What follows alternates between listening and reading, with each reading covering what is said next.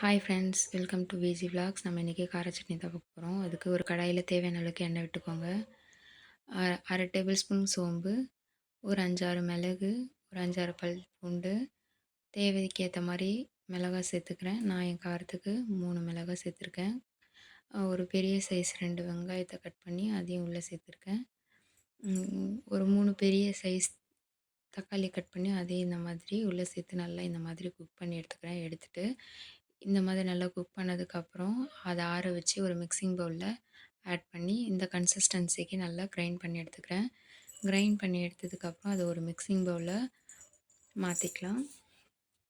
இந்த மாதிரி சர்வ் பண்ணுறதுக்கு மாற்றினதுக்கப்புறம் ஒரு தாளிப்பு கரண்டி வச்சு தேவையான அளவுக்கு எண்ணெய் விட்டு கடுகு சேர்த்து அரை டேபிள் ஸ்பூன் கடுகு, அரை டேபிள் ஸ்பூன் சோம்பு சேர்த்து தாளிப்பு ரெடி பண்ணி சட்னியில் ஆட் பண்ணிக்கலாம்.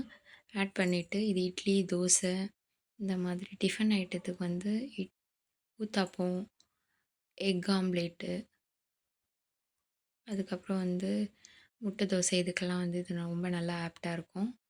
ட்ரை பண்ணி பாருங்கள். இந்த வீடியோ பிடிச்சிருந்தால் லைக் பண்ணுங்கள், கமெண்ட் பண்ணுங்கள், சப்ஸ்கிரைப் பண்ணுங்கள். தேங்க்யூ ஃபார் வாட்சிங்.